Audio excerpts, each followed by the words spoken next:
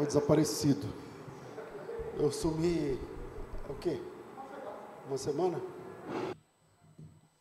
Mas parece que era... Ah, porque na última quinta foi o Fernando que pregou aqui, não foi? Teve uma quinta que foi o Fernando, a outra eu sumi. E 2 domingos. Então tá bom. Maravilha. Uma benção estarmos juntos na presença de Deus. As crianças, vamos orar pelas crianças, por favor?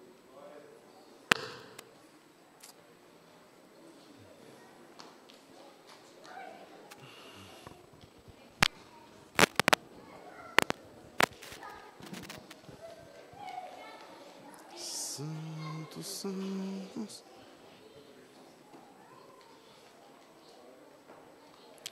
Acho que na verdade a gente tem que orar pelas tias, né? Tem que orar pelas tias que vão cuidar das crianças. Tem mais aí para vir? André, vem cá orar pelas crianças, meu irmão. Aqui. Paz, igreja, estenda a mão para cá.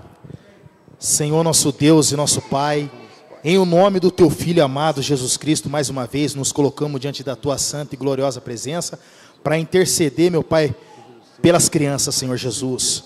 Senhor Jesus, abençoa, aleluia, as Tuas crianças, Senhor Jesus. Em nome de Jesus, enche elas de sabedoria, meu Pai. As tias que vão cuidar, meu Pai, que o Senhor venha abençoar, em nome de Jesus, nós apresentamos todas as crianças nas Tuas santas mãos, Senhor Jesus. Esta é a nossa oração, em nome do Pai, do Filho e do Espírito Santo. Amém. Graças a Deus. Amém. Glória a Deus, abençoe. O André ora tipo igual universal, né? Vamos sentar, irmãos. Hã? Ele ora tipo universal, tipo carioca. É lógico.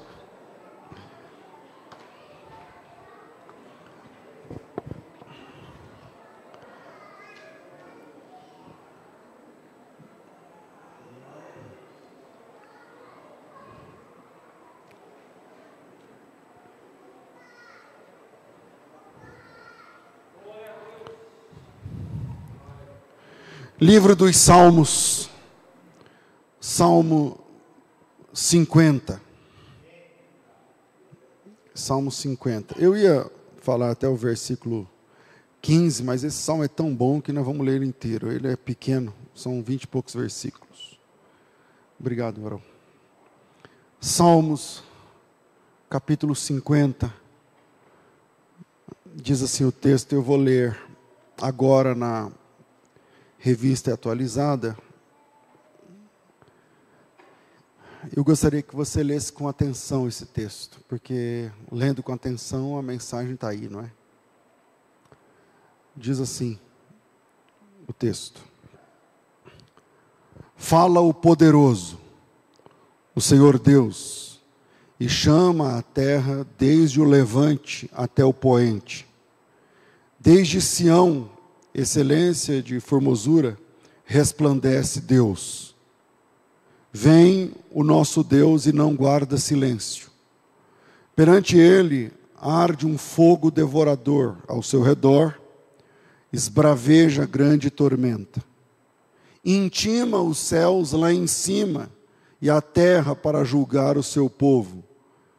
Congregai os meus santos, os que comigo fizeram aliança por meio de sacrifícios. Os céus anunciam a sua justiça, porque é o próprio Deus que julga. Escuta, povo meu, e eu falarei. Ó Israel, e eu testemunharei contra ti. Eu sou Deus, o teu Deus. Não te repreendo pelos teus sacrifícios, nem pelos teus holocaustos continuamente perante mim.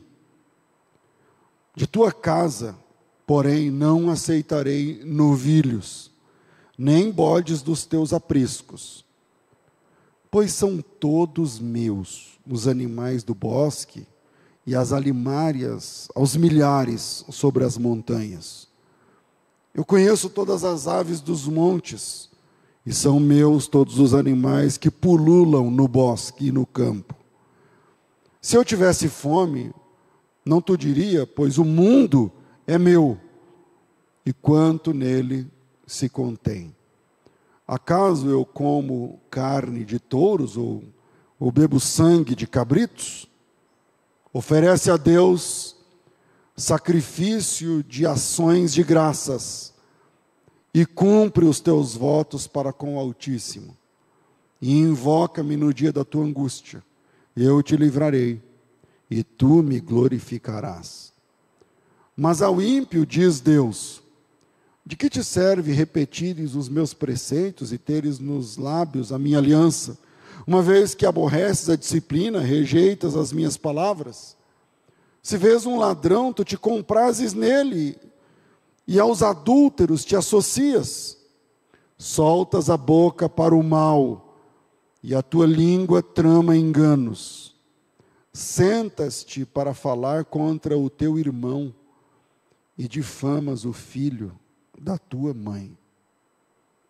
Tens feito essas coisas e eu me calei. Pensavas que eu era teu igual, mas eu te arguirei e porei tudo à tua vista.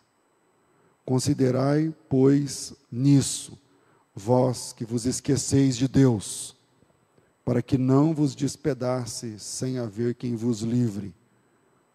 O que me oferece sacrifício de ações de graças, e este me glorificará.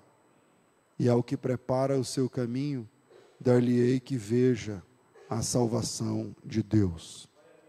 Amém. O que realmente agrada a Deus é a música. O que realmente agrada a Deus são os usos e costumes que uns homens em volta de uma mesa decidiram que parte do corpo se pode e não se pode raspar. O que realmente agrada a Deus?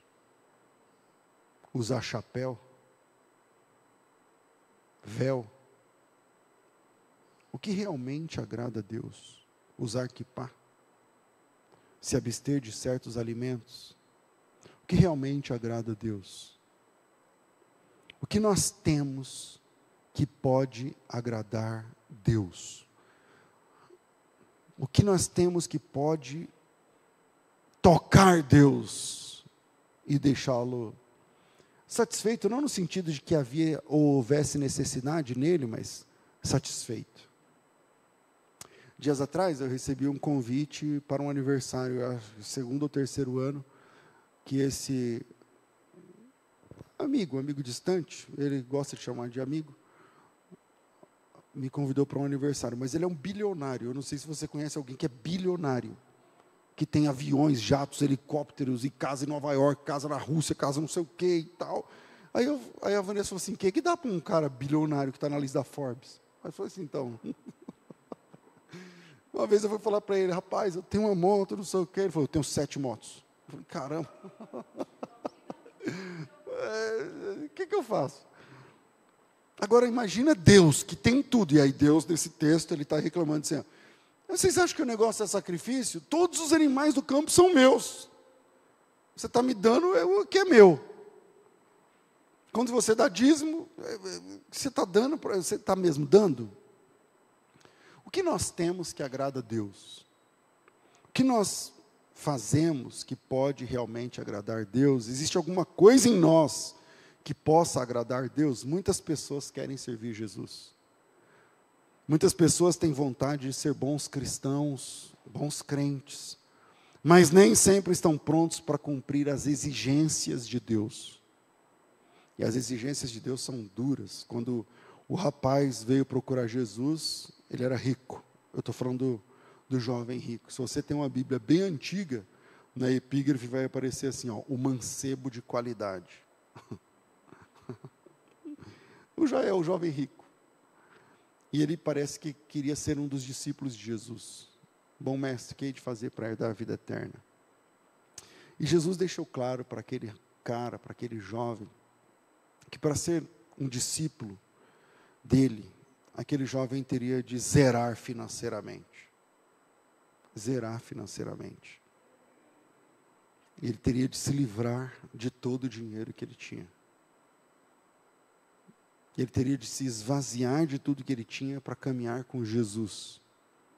O que é um contrassenso, porque parece que hoje as pessoas dizem que se você caminhar com Jesus, aí que você fica rico. Aí quando Jesus encontra um rico de verdade, ele falou assim, se livra do seu dinheiro e não entregue ele a mim, distribua aos pobres. E quando você fizer isso, você também vai ser pobre. E quando você ficar pobre, aí você vem e me segue. Mas esse é assunto para um outro dia. Mas ele teria de se esvaziar de tudo que ele tinha para caminhar com Jesus. Ou seja, para ser discípulo, aquele jovem tinha de romper com o seu dinheiro. Jesus não disse isso para todo mundo, mas parece que aquele jovem tinha o coração no dinheiro. E a resposta do jovem provou isso. Porque a Bíblia diz lá pelas tantas que e o jovem saiu entristecido porque tinha muitas propriedades. Quando Pedro foi chamado para ser discípulo de Jesus, ele teve de romper com um barco cheio de peixes. Ele vinha de uma pesca que não funcionava, naquela época não tinha geladeira. Então o peixe é um negócio perecível, muito perecível. O peixeiro, o cara que vende peixe, o pescador, o cara que pesca o peixe, são pessoas que dependem do dia. Dependem do dia. E ele vinha de uma pesca que não funcionava até que chega Jesus e acontece a tal da pesca maravilhosa. E aí, naquele dia, o Pedro, de uma pesca falida, vê um barco agora cheio de peixes, num nível que a Bíblia diz que estava quase virando o barco, cheio de peixes.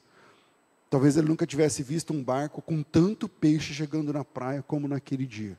Especialmente sendo aquele barco dele. A pesca foi fantástica. Mas se ele quisesse ser um discípulo de Jesus, ele teria de fazer uma escolha.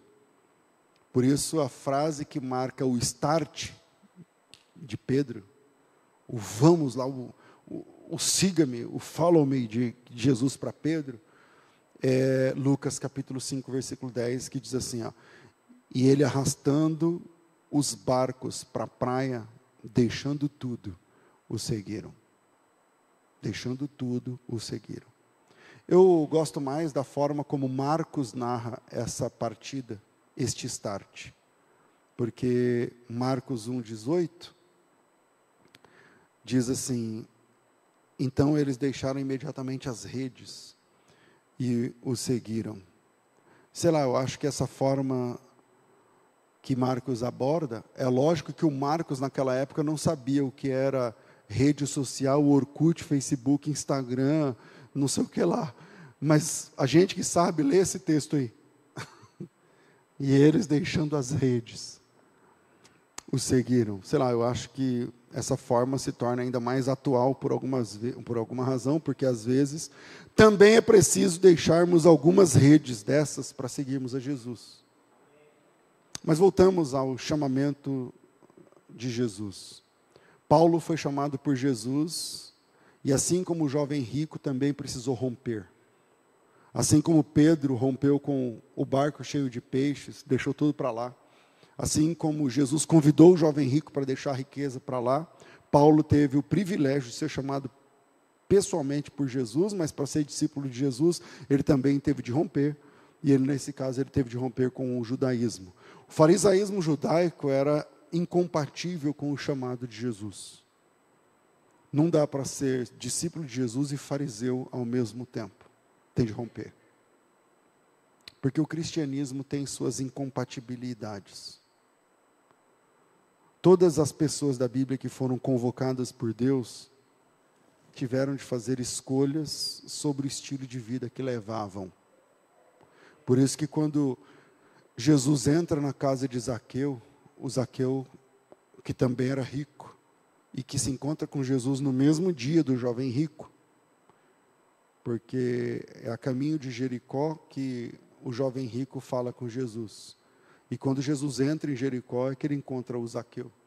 São 2 milionários, que Jesus teve um encontro com 2 milionários, e entre os dois, um pedinte, chamado Bartimeu. Jesus fala com um milionário que não o aceita, depois ele fala com um Bartimeu que o chama, é Bartimeu que chama Jesus. E depois ele fala com outro milionário chamado Zaqueu. E quando Zaqueu entra Jesus entra na casa de Zaqueu, e Zaqueu diz, olha, metade do que eu tenho já não é mais meu, a outra parte é para ressarcir, se alguma coisa eu estou devendo a alguém. Jesus olhou e quando ele viu que o Zaqueu fez o que Jesus tinha pedido para o jovem rico fazer, sem que Jesus pedisse, Jesus disse, hoje entrou salvação nessa casa. Então, todas as pessoas da Bíblia que foram convocadas por Deus, tiveram de fazer uma escolha entre o estilo de vida que levavam e o chamamento de Jesus.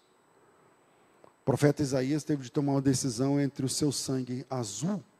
Você sabe que o Isaías era parente do rei. Ele era, eu não lembro se ele era sobrinho ou primo. O Isaías, eu acho que ele era primo do rei Uzias. Depois dá um Google aí, você vai achar se é primo, sobrinho, é alguma coisa. Ele teve de romper com o sangue azul para fazer a vontade de Deus. Porque a mensagem que ele pregava não agradaria os nobres dos quais ele fazia parte. Moisés teve de escolher entre o seu pé de meia garantido como príncipe ou a vontade de Deus. O rico teve de escolher entre seu dinheiro e o relacionamento com Jesus. Ele preferiu o dinheiro. Noé teve de escolher entre a comodidade de ser mais um. É muito confortável ser mais um. Ninguém espera nada do mais um. Você só é mais um. O Noé teve de escolher entre a comodidade e o conforto de ser mais um, ou de destoar de todas as pessoas que ele conhecia para ser chamado de louco, para obedecer à voz de Deus. Abrão, antes de ser chamado de Abraão, teve de fazer uma opção entre uma terceira idade confortável, tranquila, numa boa casa, uma morte na sua casa própria, perto da sua família, ou romper com tudo aquilo e entregar o seu futuro incerto a Deus. Porque Deus falou para Abraão assim, vai para uma terra que eu te mostrarei. Pensa nisso. A Bíblia diz em Hebreus que o Abraão foi justificado pela fé, não quando ele ofereceu Isaac. A maior prova de fé de Abraão não é oferecer Isaac. Por quê? Quando ele ofereceu Isaac, ele já sabia quem era Deus. A maior prova de fé é quando Abraão nunca tinha ouvido Deus, e Deus aparece para Abraão a voz de Deus entra no coração de Abraão, e Deus fala para ele, sai da sua casa, vai para a rodoviária, pega um ônibus e vai. Aí ele fala, o ônibus para onde? Não importa. Para qualquer lugar. Mas para o Nordeste ou para Curitiba? Escolhe uma rua e sai andando. Você vai caminhar até chegar numa terra que eu te mostrarei. Um dia eu vou chegar em você e vou dizer assim, é aqui, você chegou. E para Deus dizer isso para Abraão, demorou 10 anos. Entre o chamado e Deus dizer, é aqui, você chegou. Por isso a Bíblia diz que Abraão foi justificado pela fé, porque sendo chamado, saiu sem saber para onde ia.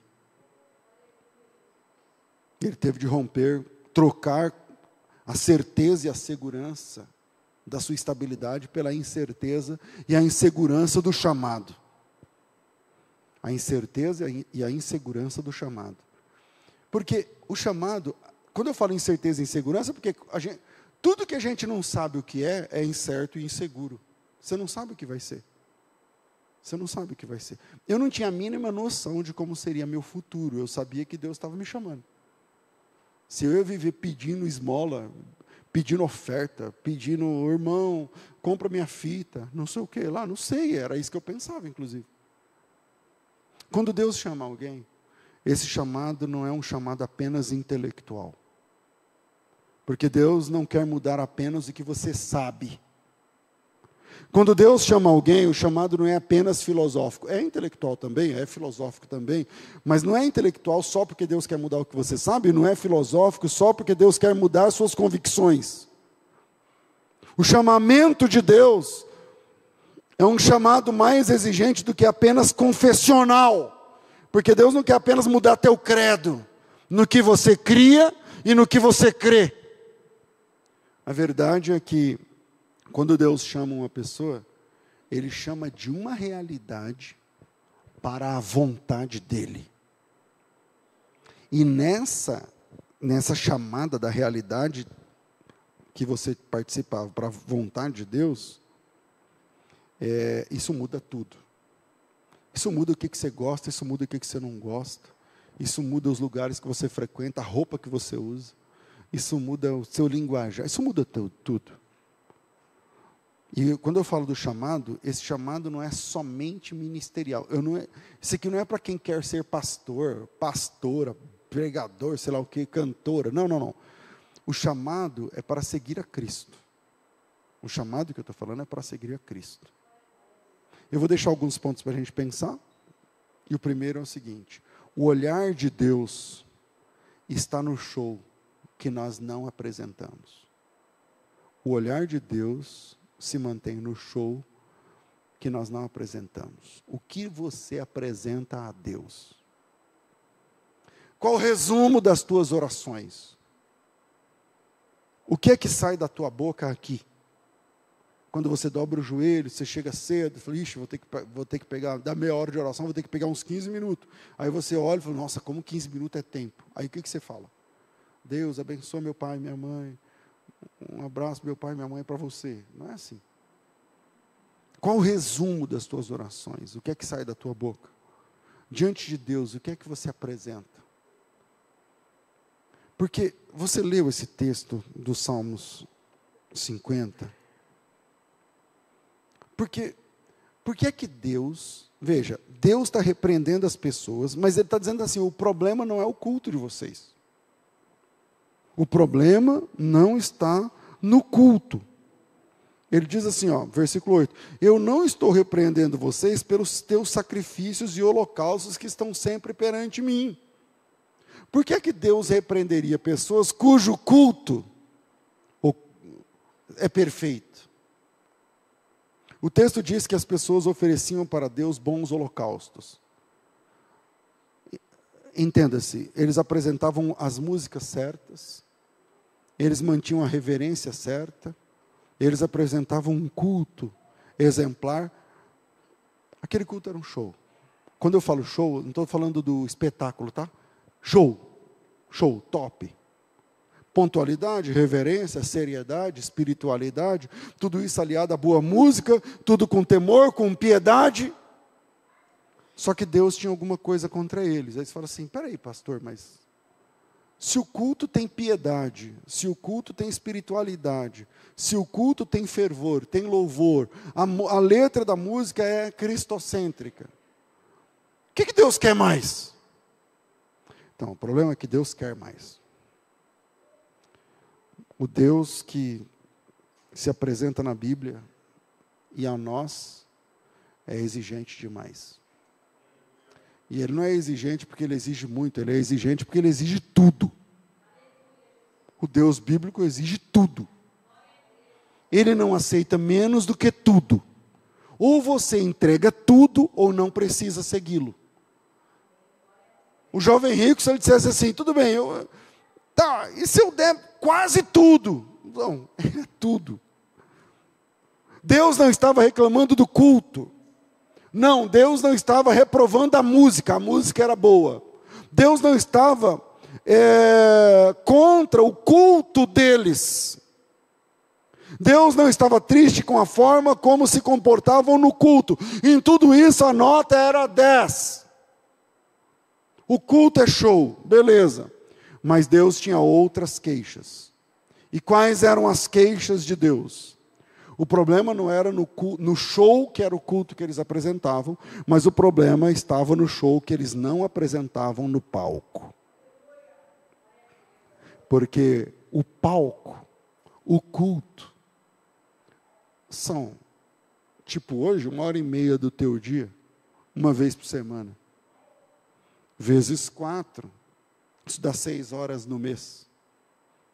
O problema não era com as músicas, o problema não era com as roupas, o problema não era com bater palmas, o problema não era o sacrifício que eles ofereciam, não era o sangue, não era o animal, o problema não era com a adoração musical, o problema estava naquilo que não era mostrado.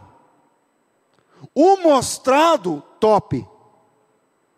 O próprio Deus disse, o problema não é o sangue dos carneiros, bodes, não. Não são os touros, os novilhos. O problema é naquilo que eles não apresentavam, não mostravam. E com isso Deus se sentia mal.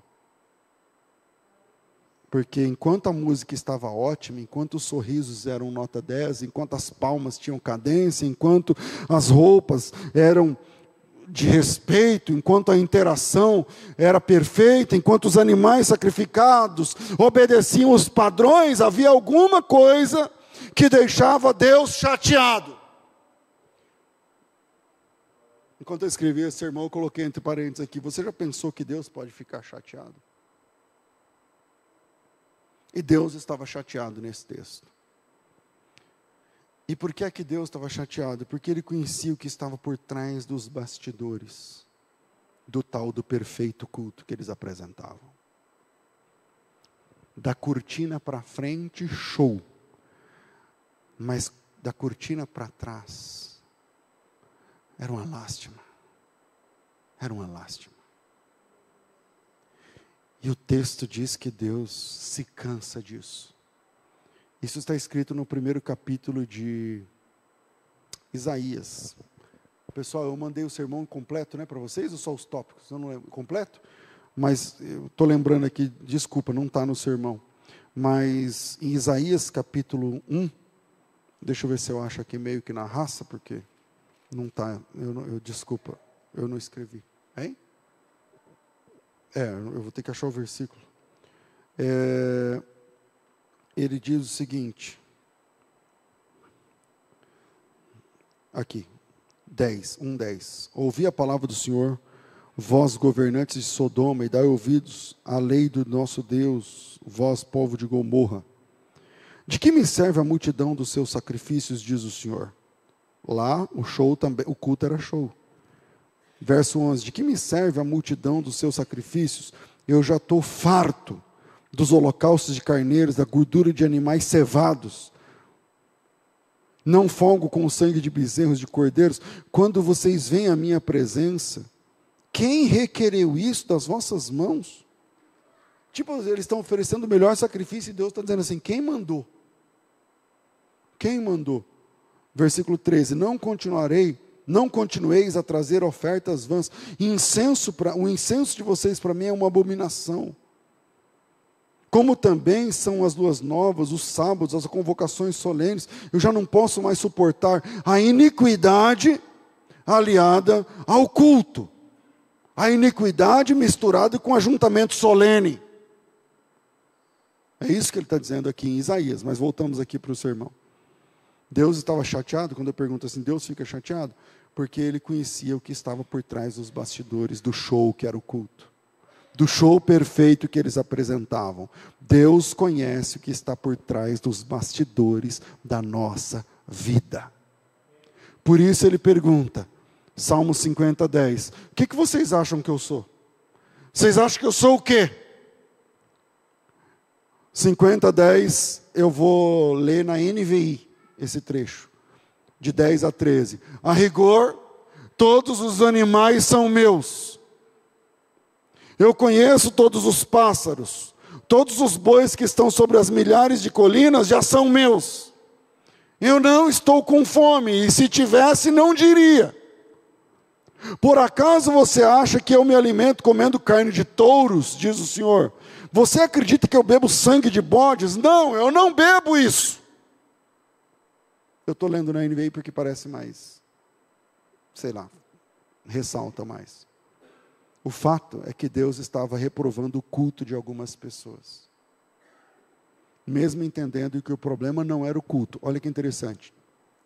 Deus estava reprovando o culto de algumas pessoas e mesmo dizendo que o problema não era o culto. Só eu não aceito o culto que você oferece. Eu falei, o que eu estou fazendo de errado? Não é o culto. O problema não é o culto. Ele está fazendo isso porque as pessoas achavam que se oferecessem um bom culto, o problema chamado Deus estava resolvido. Porque a nossa cabeça é assim. nós herdamos a cultura pagã, porque a cultura que nos gerou, ela é grega.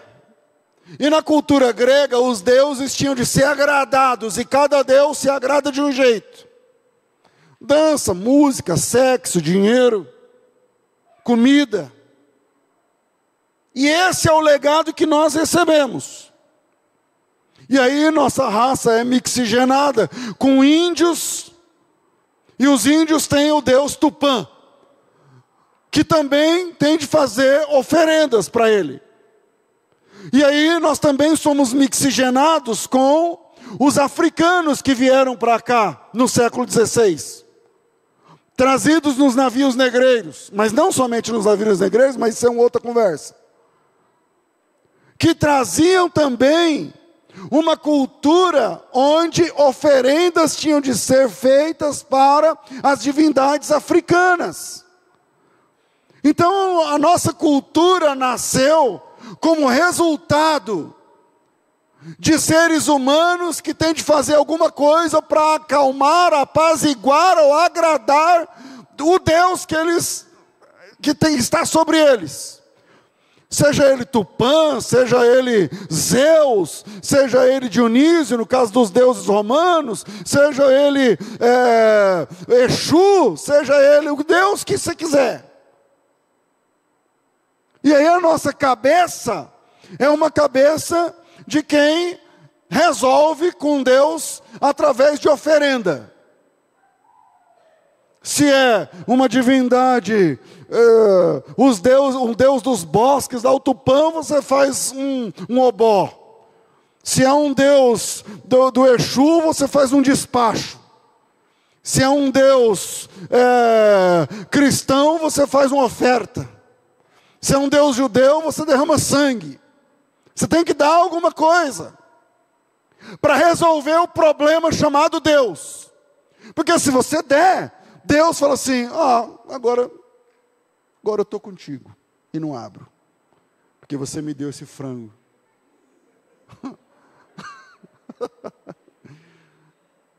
Farofa, cachaça. Só que Deus não bebe cachaça, bicho. Nem come frango. Você imagina Jesus andando, e você chega lá com um prato de frango, uma farofa, fala: trouxe aí, Senhor, farofa. Aí Deus fala assim: por quê? Aí Jesus fala: não, eu não como frango, bicho. Você quer dar esse frango para mim? Dá para quem precisa. Se você der esse frango para alguém que precisa, você está dando para mim. Porque Ele ensinou para a gente, Jesus ensinou isso para a gente. Quando você viu um pobre e alimentou esse pobre, é como se você desse para mim. Então, o fato é que Deus está reprovando o culto de algumas pessoas, mesmo entendendo que o problema não é o culto. Música top, louvor, tudo certo, pregadores e tal, roupa, e não sei o que. Deus olhou no culto e falou: o culto de vocês é top. O senhor aceita? Ele falou: não. Não. Mas é a letra? Não, a letra é boa, muito boa essa letra de vocês. E o senhor não aceita? Não. E ele está fazendo isso porque as pessoas achavam que sabe, tipo a história do gênio da lâmpada, que se você souber esfregar direitinho, você tem direito a 3 desejos. Então, se você fizer o culto bonitinho, não sei o que lá, Deus olha lá no céu e fala: que bonitinho, eu vou atender tudo que Ele quiser. Só que esse não é o Deus da Bíblia. Algumas pessoas acham que se forem pontuais, está resolvido. Alguns crentes acham que se pagarem a alíquota certa de 10%, o problema Deus está resolvido. Ou seja, departamentalizaram Deus. Para algumas pessoas, Deus é mais um departamento da sua vida. Tipo assim, eu tenho, essa semana está cheia, eu tenho o trabalho, tenho a academia, tenho de fazer supermercado, tenho uma reunião lá na escola dos filhos, e eu tenho a igreja para fazer essa semana. Então o problema Deus é um ponto na agenda. E aí a ideia aliado ao que eu tinha dito, que é a nossa herança cultural, que é, eu tenho de fazer alguma coisa para esse Deus gostar de mim. Eu tenho de fazer alguma coisa para esse Deus gostar de mim. Então, se eu cantar direitinho, se eu apertar os botões certos, se eu pagar meu dízimo em dia, se eu mantiver a reverência, se a minha saia não for muito curta, pelo menos na igreja, se eu não sou... Então, eu serei abençoado. Tudo aquilo que eu tocar, abençoado será, não é a musiquinha? Tudo aquilo que eu tocar, abençoado será. Tudo aquilo que eu tocar, abençoado. Só que isso aí é o conto de Midas.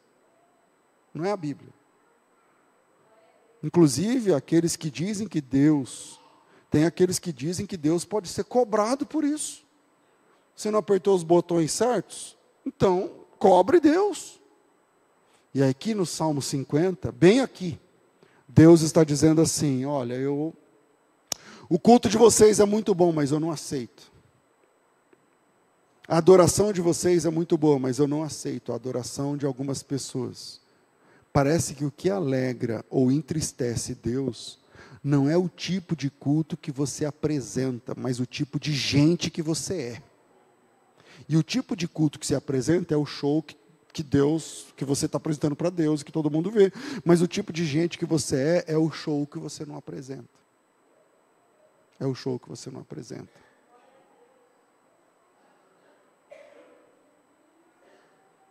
Faz 1 ano e pouco que eu deixei o meu trabalho uma vez por semana para atender no gabinete pastoral. E eu estava, porque devido ao meu trabalho, a minha parte pastoral é horrível, porque eu não consigo atender, é muito difícil. E aí Deus colocou no meu coração, aqui eu estou em casa. Às vezes eu me assusto. Porque você olha uma coisa, nossa, como e tal. Aí senta para contar quantas pessoas cafajestes apresentam um culto perfeito e não valem nada como homem ou como mulher. O que alegra ou entristece Deus não é o tipo de culto que você apresenta no palco. Esse é o primeiro ponto. O olhar de Deus está no show que a gente não apresenta. O olhar de Deus está no show que a gente não apresenta. Por isso que lá em Mateus, acho que 7, Senhor, em teu nome fizemos um monte de coisa. Falou, esse é o culto que você apresenta. Agora vamos falar do show que você não apresentava. Agora vamos falar do show que você não apresentava. Os irmãos estão entendendo? O problema chamado Deus, onde eu resolvo esse problema apresentando direitinho. Se der o microfone, o cara pega aí, ó, o microfone sobe aqui e me destrói aqui na frente de vocês. O pastor não tem unção, é ele aí que tem. Porque ele chega, ele já fala em língua, ela já canta e a voz é bonita, e não sei o quê, e chamba lá. E o que adianta? Os olhos de Deus estão no show que a gente não apresenta. Que a gente não apresenta. Segundo, adorar a Deus significa abrir todas as portas. Ser salvo significa abrir o jogo, abrir tudo. E nesse texto, Deus está dizendo que Ele não aceitava a adoração de algumas pessoas, mas o problema não era exatamente a adoração. Ele disse que o problema não era o holocausto, o problema não estava nos sacrifícios. Versículo 8, eu não te repreendo pelos teus sacrifícios, eu estou te repreendendo, mas não é pelo show, não é pelo louvor, não é pelos sacrifícios, não são pelos holocaustos que você continuamente oferece perante mim, mas da tua casa eu não aceitarei mais novilhos nem bodes dos teus apriscos.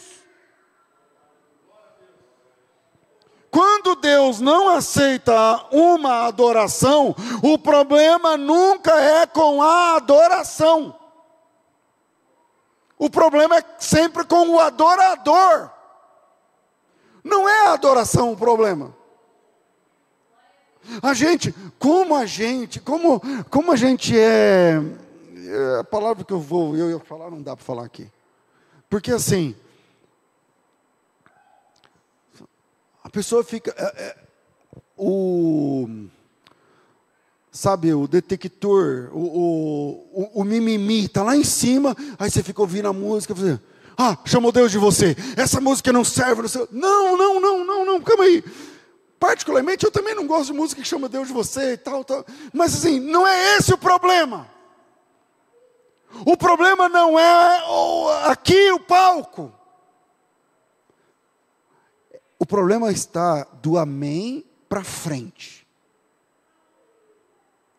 É quando toca o sino, quando diz amém, quando fecha a porta, é esse o culto que ele está olhando. Quando Deus não aceita uma adoração, o problema nunca é com a adoração em si. O problema é sempre com o adorador. Porque Deus não está procurando adoração. Ele está procurando adoradores. Isso é João 4:23. Verdadeiros adoradores adorarão o Pai em espírito e em verdade, porque o Pai procura tais que assim o adorem. Deus não aceita ou rejeita adoração, Ele aceita ou rejeita adoradores, e por causa disso a adoração não chega. Mas o problema não é a adoração, é sempre o adorador, porque Deus aceita ou rejeita pessoas. Deus não aceitou a oferta de Abel, Ele aceitou Abel e o que ele trouxe. É só ler o texto, eu não lembro, eu acho que isso também não está no radar aí, né? Mas eu acho que isso é Gênesis 4, quer ver? Atentou, quer ver? Eu não sei o versículo, vamos lá. Gênesis capítulo 4, versículo 3, ao cabo de dias trouxe Caim uma oferta ao Senhor. Abel trouxe dos primogênitos da gordura delas. Atentou o Senhor para Abel e sua oferta. Não está dizendo assim, atentou o Senhor para a oferta de Abel. Diz, atentou o Senhor para Abel e sua oferta. Próximo versículo. Mas para Caim e sua oferta não atentou o Senhor. Ou seja, eu não aceito Caim e o que ele trouxer. As pessoas querem teologizar a questão do Caim e Abel, não, porque é os primogênitos, é da gordura, não sei o que. Na verdade é a seguinte, Deus aceita ou rejeita gente, e o que essa gente trouxer. Porque o texto do Salmo 50 que estamos trabalhando essa noite, diz assim, eu não aceito mais sacrifício da tua casa, mas o problema não é o sacrifício. O problema não é o locus, não é o lugar. O problema é a pessoa. Aí você vai para o texto de Caim e Abel. Atentou o Senhor para Abel e sua oferta. Para Abel e o que o Abel trouxe. Mas para Caim, o que Caim trouxe, não. Deus não rejeitou a oferta de Caim, Ele rejeitou o Caim. Deus não aceitou a oferta de Abel, Ele aceitou Abel. Deus não é um interesseiro. A pessoa acha que Deus é assim, eu estou sem carteira aqui, né? Você pega uma carteira, pega uma nota de, qual é a maior nota? A nossa agora é de 200. Pega uma de 200 e fala, Deus, é o seguinte, tem 200 aqui. Está comigo aqui, tem 200, cara. E aí? Vai abrir a porta ou não vai? O que tem de crente idiota, acreditando que essa é a face de Deus, que Deus está lá, Ele mostra duzentão, Ele mostra uma oferta de 1.000, aí Deus, brilha o olho de Deus, não, eu preciso desse 1.000, esse 1.000 aí, eu preciso desse 1.000, não são ofertas, são ofertantes, Deus não rejeita apenas o seu culto, Ele rejeita você e o que você estiver oferecendo. Deus não aceita apenas o culto que você está oferecendo, Ele aceita você e por isso Ele recebe o seu culto. Não há nada de errado com o seu louvor, não tem nada de errado com o seu ajoelhar, não tem nada de errado com o seu falar, o problema pode ser você. E aí se eu ajoelhar, se eu falar, se eu gritar, não sei o que, Deus não aceita. É o que Ele está falando aqui nesse texto. do Salmo 50. Ele está dizendo assim, eu não vou aceitar ofertas vindas da sua casa, do seu aprisco, eu não vou aceitar touros vindo da sua fazenda. O problema é a fazenda? O problema é o touro? Porque a fé cristã, irmãos, não tem test drive. Sabe o que é test drive? Você está com vontade de comprar um carro. Você fala assim, eu vou lá na loja, eu vou colocar meu nome, vou deixar minha CNH e vou pegar esse carro para dar uma volta, experimentar. Eu quero experimentar esse carro. Ver se ele acelera mesmo, se ele é confortável, se ele é estável, se ele é econômico, se ele não sei o que lá. E aí você testa o carro. Você fica 1 hora com o carro. Às vezes o vendedor vai, às vezes ele não vai. Às vezes antes de comprar um carro, você faz test drive umas 2, 3 vezes. Porque um carro, hoje em dia um carro vale quase 100 mil reais, né? Então, é um negócio que você fala assim, é um investimento muito grande, eu quero testar. Várias coisas no marketing, teste por 7 dias, depois você decide. Só que a fé cristã não tem test drive. O filósofo, acho que dinamarquês, Søren Kierkegaard, ele dizia assim, a fé é um salto no escuro. É saltar rumo ao que você nem conhece ainda. Ou seja, não existe a possibilidade de você experimentar para depois decidir. Você tem que dar o salto. Você não vem aqui e fala, Deus, é o seguinte, eu quero uma semana aí de test drive, sendo cheio do Espírito Santo, falando em línguas, operando milagres, sinais, prodígios e maravilhas. Não esqueça das maravilhas. E eu quero pregar, eu quero louvar, eu quero não sei o quê e tal, porque se eu gostar, eu vou te servir. Deus não faz test drive, cara. O Satanás faz. Com o diabo você pode falar assim, eu quero experimentar. O diabo fala, tá bom, é agora mesmo. Mas Deus não. Por isso que Kierkegaard ele diz assim, a fé é um salto no escuro. Não existe a possibilidade de experimentar para depois decidir. Você tem que dar o salto. Primeiro você rompe com tudo e salta. E vem. E diz para Deus, cheguei. Eu larguei tudo e cheguei. E agora eu quero conhecer o Senhor. Mas eu não tenho mais a possibilidade de voltar. Eu queimei as pontes. Eu só tenho o Senhor agora. Tem um hino da harpa que fala, outro bem não procurarei, outro bem eu não acharei, já em mim está Jesus, o que mais eu vou encontrar? Alguma coisa assim. Então a vida abundante só acontece para quem deu o salto. Não tem test drive. Algumas pessoas mantêm um compartimento secreto onde Deus não reina. Então você vê, ora que é uma benção, prega que é uma benção, mas tem uma vida secreta. Tem uma vida secreta. É muito triste, né? Porque eu não duvido do amor dessas pessoas por Deus. Eu não duvido, não. Eu já duvidei. Eu não duvido, não. Elas gostam da fé. Eu tenho certeza que não vêm para cá amarrado. Alguém está aqui amarrado com o pé na cadeira? Não. Gostam da fé. Tenho certeza. Sentem, querem, participam. Mas como tem um ou mais compartimentos onde Deus não reina, elas mantêm portas fechadas com Deus. E na introdução desse sermão eu citei algumas pessoas que tiveram de romper com as situações para seguir Jesus. Lembram? Eu falei de Pedro, que deixou tudo, até fiz a brincadeira, né? E deixaram as redes. Eu falei de Paulo, eu falei de Noé, eu falei de Abraão, não lembro mais. Citei o jovem rico, que foi convidado pessoalmente por Jesus para ser um discípulo, mas ele não conseguiu romper com a riqueza. Ele não deu o salto. Ele não deu o salto. A riqueza era o compartimento onde Deus não reinava na vida do jovem rico. Era no dinheiro. O problema dele era o dinheiro. Por isso Marcos 10, 21 diz assim, Jesus fitando o amou e disse para ele, só te falta uma coisa. Em outras palavras, Jesus está falando assim, cara, você abriu todas as portas, só falta uma. Só falta abrir uma porta. E como você não vai abrir essa porta, a gente termina aqui. Algumas pessoas não seguem Jesus por causa de uma coisa. uma coisa. É um vício? É um segredo? É uma história no passado? É um relacionamento extra? Não sei, é uma coisa, às vezes.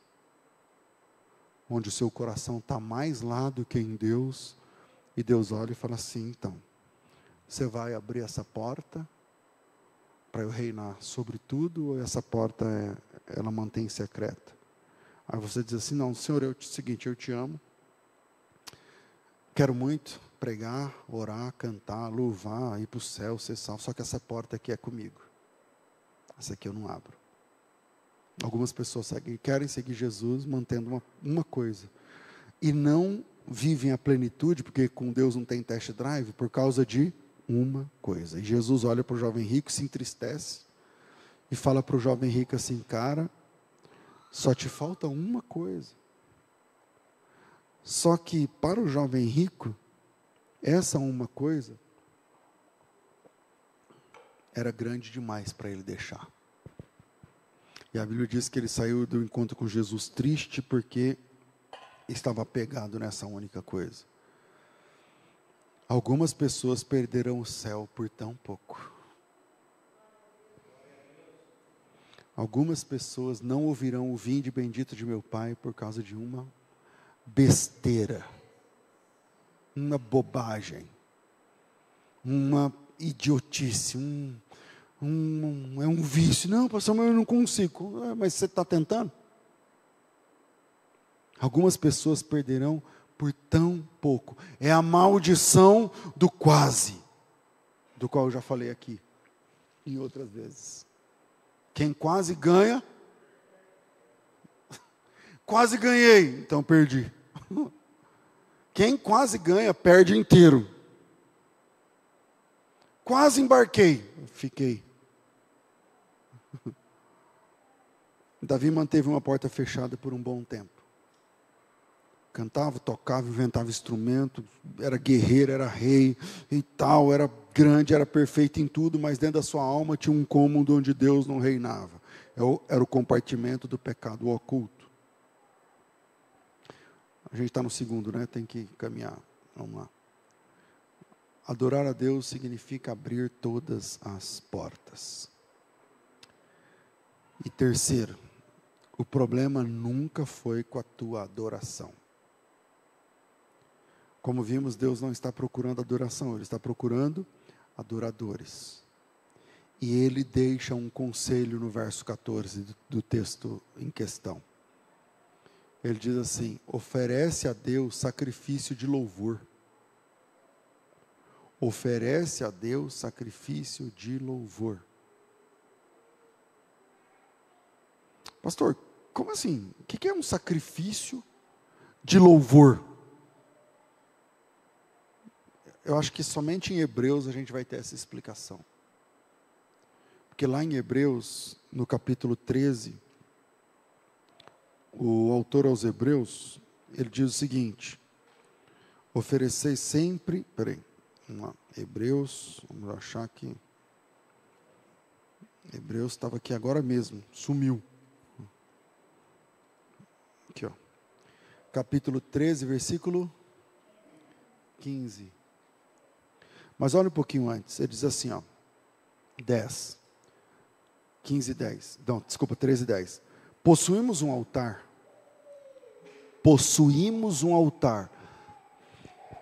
O autor aos Hebreus, a carta aos Hebreus, especialmente do capítulo 8 para frente, é a marca que explica o que era sombra no Antigo Testamento e que é realidade para nós. É ele que vai explicar o véu rasgado. É ele que vai explicar o que é templo, o que é santuário, o que é altar e tal. O sangue, o que representa.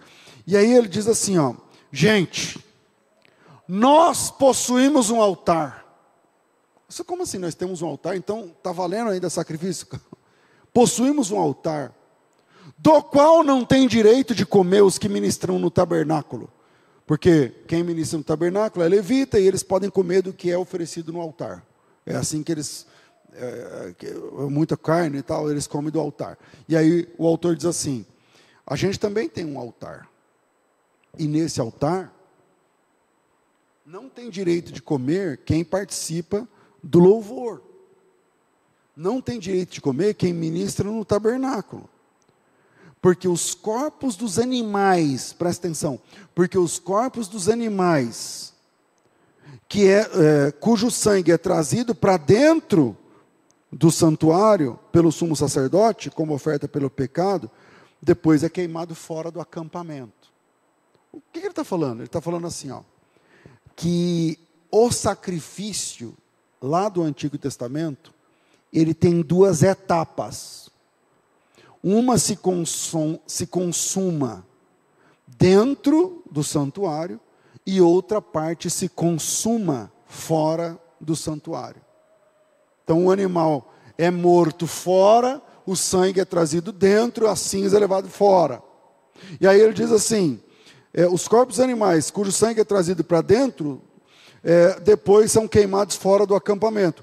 Por isso também Jesus, para santificar o povo pelo seu próprio sangue, morreu fora da porta. Ele sofre dentro, ele apanha lá dentro da muralha, mas ele morre no Gólgota, fora do portão. Também padeceu fora da porta. Saiamos, pois, a ele, fora do arraial, levando consigo o seu vitupério, ou a sua vergonha, depende da versão que você tem aí. Pois nós não temos aqui cidade permanente, mas buscamos a futura. Portanto, ofereçamos sempre por meio dele, a Deus, sacrifício de louvor. Aqui ele vai explicar o que é o tal do sacrifício de louvor. É cantar matando um bicho, porque sacrifício tinha que matar um bicho, né? O que é um sacrifício de louvor? Ele fala assim, portanto, ofereçamos sempre por meio dele a Deus, sacrifício de louvor, que é fruto dos lábios, ou de lábios que confessam seu nome. O que é sacrifício de louvor? Hebreus dá essa explicação. É fruto dos lábios que confessam o nome do Senhor. Então presta atenção. O sacrifício de louvor, a questão não são os lábios.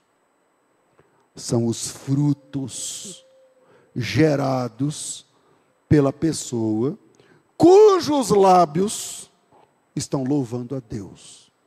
Eu vou repetir. Sacrifício de louvor não é o que você faz com a sua boca na hora da música. Sacrifício de louvor são os frutos gerados pela pessoa cujos lábios louvam a Deus lá dentro. Mas esses frutos se manifestam lá fora. Você está entendendo?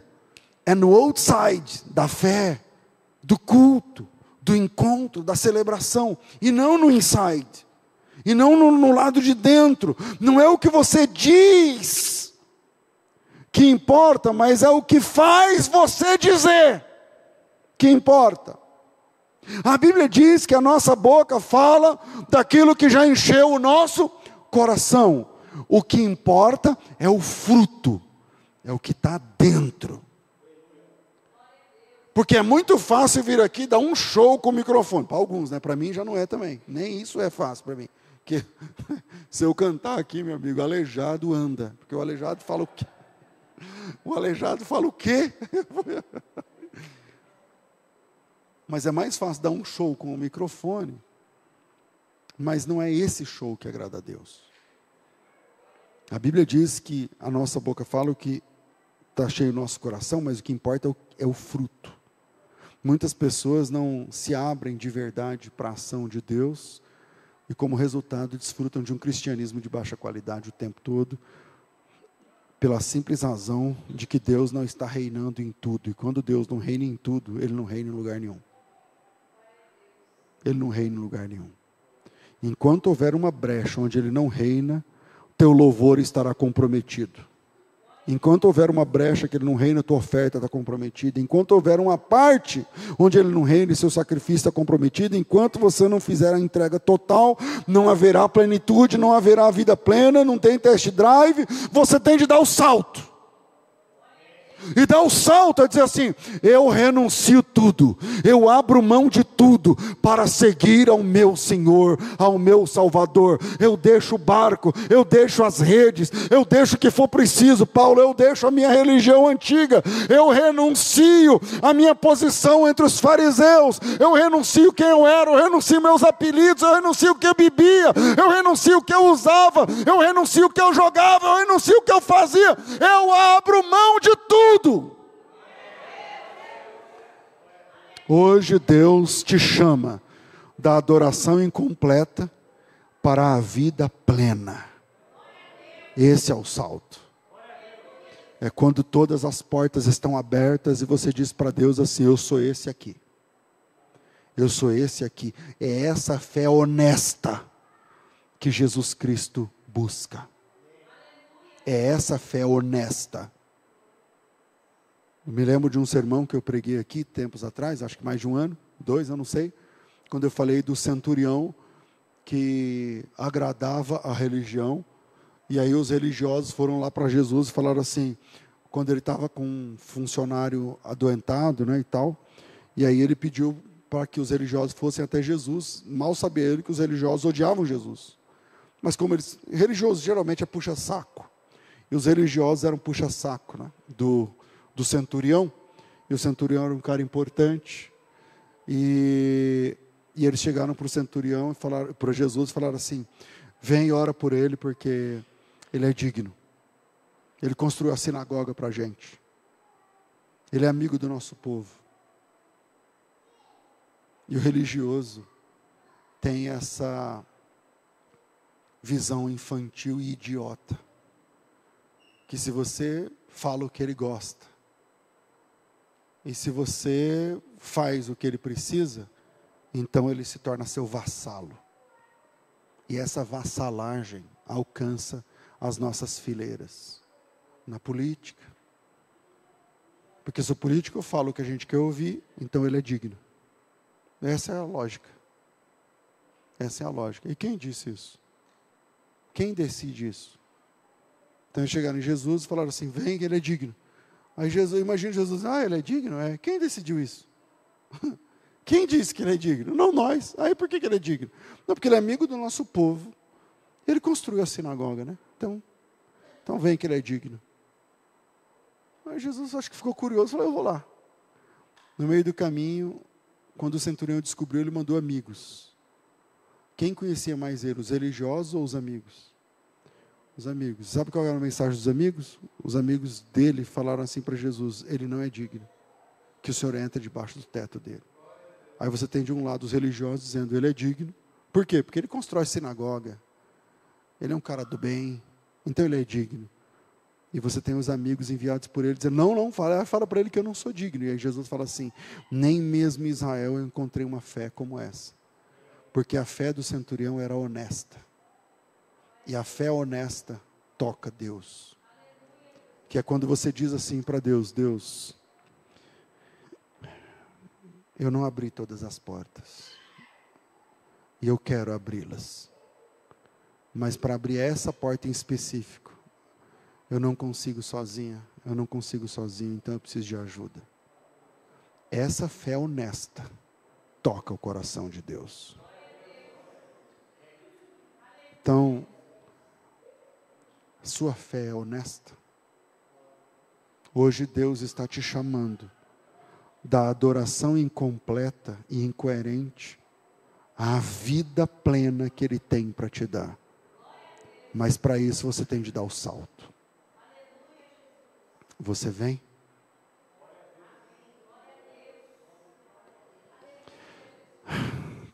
Que Deus abençoe você em nome de Jesus.